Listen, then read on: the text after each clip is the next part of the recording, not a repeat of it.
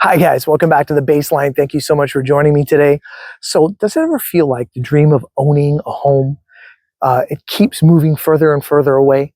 Like, no matter how hard you work, how much time you're putting in. I mean, you're cutting back on nights out, you're skipping those vacations, you're taking on the overtime, and the down payment still drifts like a mirage on a hot freeway. And you're not imagining it.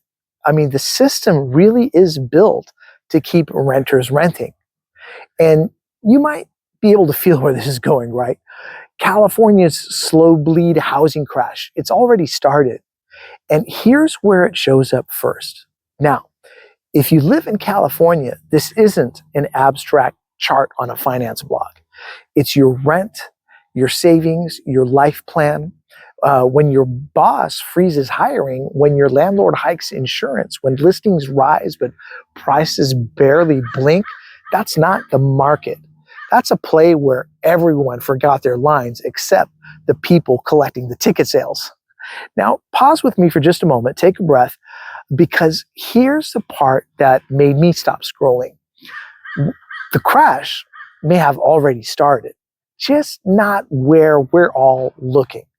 Now, statewide, the typical home value is still ridiculously high. I mean, mid 700,000s. But it's now down year for year. It's not a cliff dive, it's a slow leak, like a luxury car with a flat tire and everyone is pretending the rims are fine. That's what it feels like. But if we flip this around, everyone obsesses over prices, but affordability is the villain that actually never leaves the scene. Prices could stay flat, and it still feels worse than when insurance jumps, taxes nibble, and mortgage rates refuse to play nice.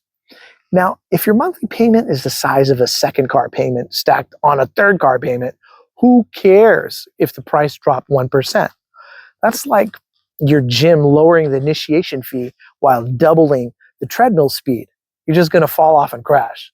And the jobs? Well, California's unemployment rate just crept into the top tier of the nation. Now, what does that translate into? Fewer ladders to climb while housing keeps climbing without you. Now, the engine that used to pull that train, tech, media, entertainment, they're all sputtering. The writer rooms are half empty, the startups are half funded, and the optimism, maybe quarter price, right? But here's where we start to organize the chaos. Think of a housing market as a three-gear machine, right? We have demand, supply, and distress.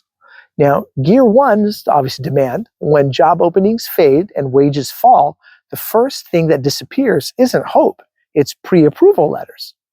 Tech and media layoffs pulled a lot of buying power out of the system.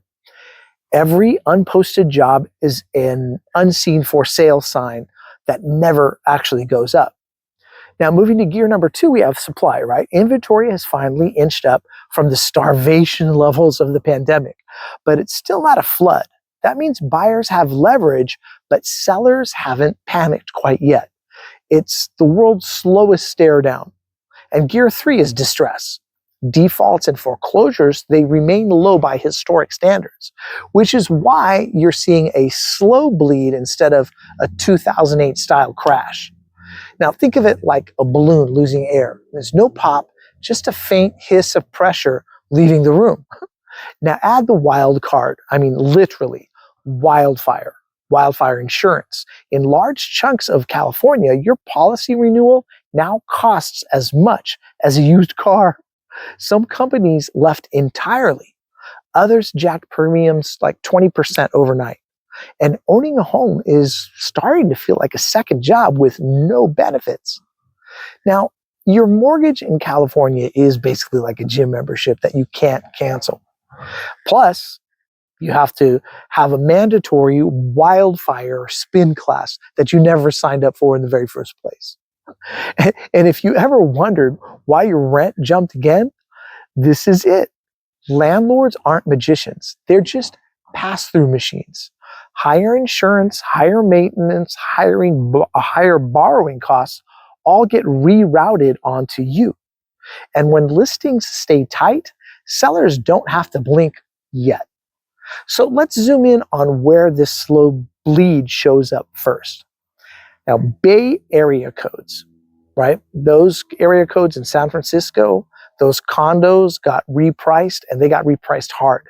Incomes didn't vanish, but demand did. After 5 years of post-pandemic fatigue and a remote work reshuffling, San Francisco's once gold-plated neighborhoods now look, well, affordable-ish for the first time in a decade, right? A young buyer can walk through Soma and think, well, wait, maybe I can actually swing this. Now, the Hollywood economy, the creative engine of Los Angeles, is idling. Sound stages that used to run at 90% capacity are hovering near 60% right now.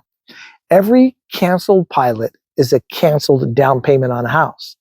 The luxury corners of the market, Bel Air, Beverly Hills, Malibu, they're discovering gravity again, and it's falling. Central Valley and entry-level suburbs still showing resilience, but they're cheaper. But cheaper doesn't mean cheap. A $400,000 starter home with a 7% mortgage and a climbing insurance is still a pretty big budget bender. Now, affordability didn't move, it just changed its zip code. So most analysts, they stop there and they yell crash, but we're not going to do that. We're doing financial therapy with a camera for you. And here's your 3-step buyer map to outthink all this chaos. One is read the room. Check the numbers, especially for your zip code. The days on the market, price cut rate, and active listings. If homes are sitting longer, price cuts are ticking up. And inventory climbing, you have time and leverage. And in this market, patience is currency. Step 2 is separate trophy from shelter. Buying for status? Well, sellers will live in denial longer. Buying for shelter? Focus on the monthly payment, not the sticker. You don't sleep inside your Zestimate. And step 3, make sure you guys follow the jobs. Ask who's actually buying here. If your neighborhood's buyers depend on tech, entertainment, or venture capital, expect deeper discounts. Markets, follow paychecks the way tides flow the moon. So if we pause again, California is kind of a paradox, right? It's a short-term pain, long-term gravity. It's still the innovation capital of the world, but it's trapped between a cost crisis and a construction shortage. And domestic movers keep heading east for tax relief, while international migration quietly props up demand. So no, the population isn't imploding, it's just reshuffling a bit. So let me know what you think of all this, guys. Do you think I have it all right? Do I have it all wrong? Leave a comment in the section below. I value your opinion, and I read and reply to all the comments. And of course, I'll look forward to seeing you on the next episode of The Baseline. All right, cheers, everybody.